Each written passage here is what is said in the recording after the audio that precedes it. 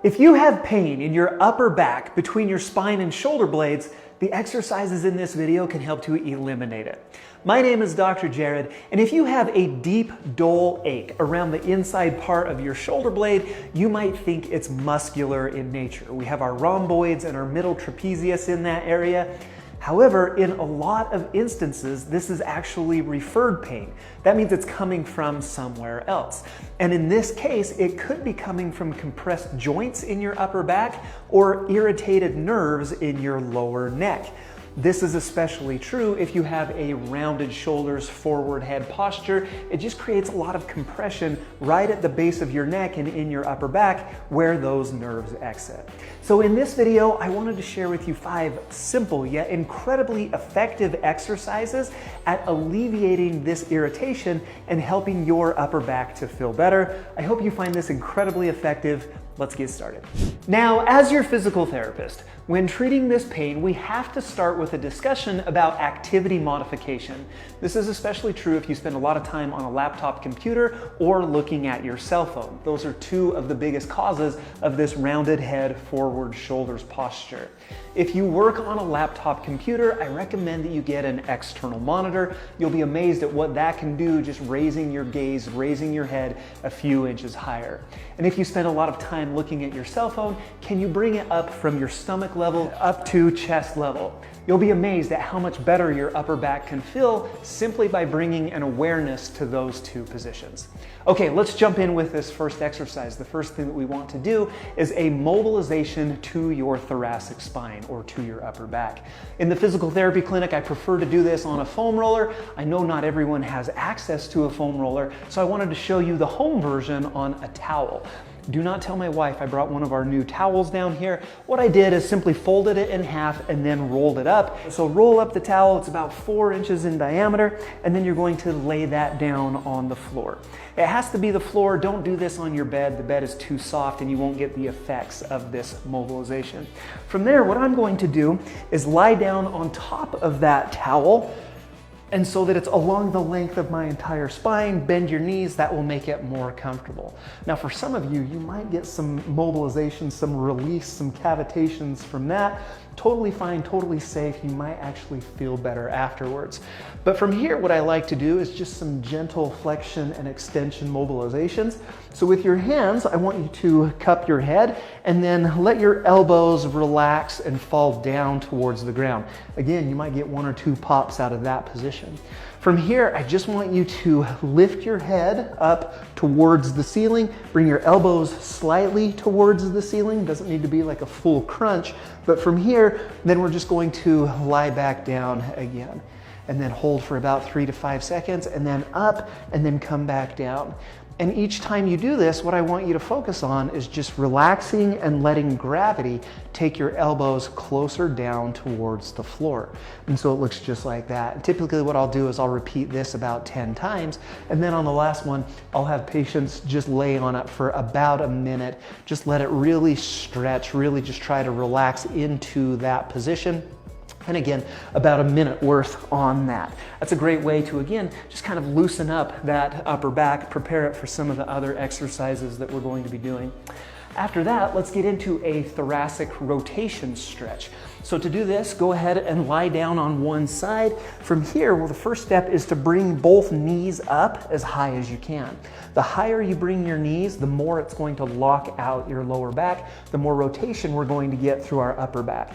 I'm laying down on my left side. My left hand is going to grab the top of my knee. My higher hand is going to start by reaching forward as far as I can. You'll get a good stretch as you do that. So start reaching forward, and then we're going to open up. Let your gaze follow your hand. Let your eyes follow your hand all the way up and over, down as far as you can to the floor back behind you until you get a good, nice rotation through your upper back. We're gonna hold this position for about 3 to 5 seconds, and then we're going to repeat. So I'm gonna reset, I'm gonna come back to here, reach forward, and then I'm gonna open up. I'm gonna hold for 3 to 5 seconds, and then I'm going to repeat that 10 times. and then I would flip over and repeat that on the other side as well. It's not uncommon for some asymmetries to be there. You'll probably notice that one side is a lot looser than the other, but that's just an indication that that's a motion that we need to improve. Your upper back should be able to rotate. That's a great stretch to make that happen. Next, let's facilitate some flexion and extension through that upper back. This is going to be a cat-cow pose. For most people, the simplest way to learn this is just with a traditional cat-cow. I'm on my knees and I'm on my hands. I'm down here on all fours. I'm going to arch my back up towards the ceiling. I'm going to round my back. I'm going to tuck my pelvis under, and I'm going to tuck my chin into my chest. That's the angry cat portion. To get to the cow, we're just going to reverse everything. And so now my chest falls down towards the floor. My gaze comes up. I don't want you to look at the wall in front of you. Pick a spot about 3 to 5 feet in front of you on the floor, and that's as high as I need your head to come up. Again, it's this compression in our back or in our neck and upper back that we're trying to avoid. If we bring our head into this position, it just creates more of that compression. So try to keep your neck in a neutral position as you do this cat-cow pose, just like this. Now, if you can tolerate more than that, if you're ready for the next step, I like to show people this same pose, but now I just want you to sit down on your heels. So now I'm resting on my heels, hands are still here in front of me, and then I'm just going to repeat everything.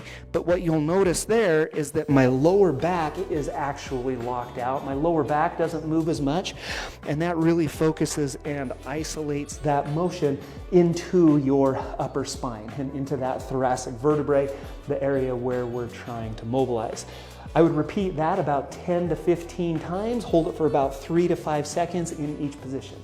The last motion that we need to stretch is side to side, and there are actually 2 stretches that I like to do that. We'll start with an upper trap stretch. What I want you to do is take the side that is painful. For this demonstration, I'll say that that pain is on my right side. I'm going to take my right hand and put it to the small of my back. That just serves to keep this shoulder blade down. Now I want you to tilt your head away from that painful side. So I'm going to take my left ear over towards my left shoulder until I get a good, comfortable stretch through this upper trap right here. For a lot of people, they can get a good, comfortable stretch just like that. If you need some additional pressure, take your hand and put it up to the opposite side of your head to just add a slight overpressure. Please try to keep stretching very comfortable. I would hold that for about 15 to 20 seconds, and then I would repeat that on the other side as well. I like to keep things even. Let's go for equal holds on both sides. And then to sneak that stretch a little lower into your upper back, I like a simple standing side bend stretch.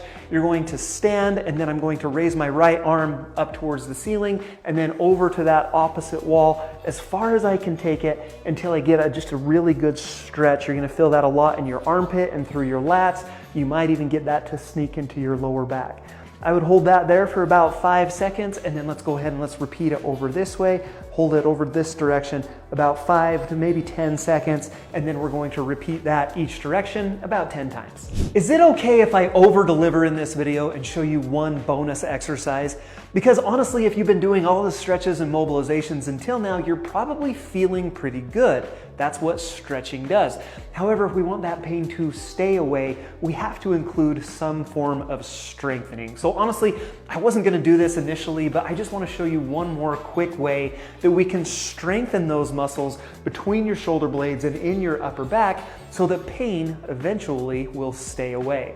And so we're going to do some form of row. I've got some elastic band right here. I'll also show you a dumbbell version of this depending on what you have available. Really simply, you're going to anchor that in front of you, stand with really good posture, and then squeeze your shoulder blades together. Use your back muscles to pull your elbows back behind your body and then slowly return to that starting position.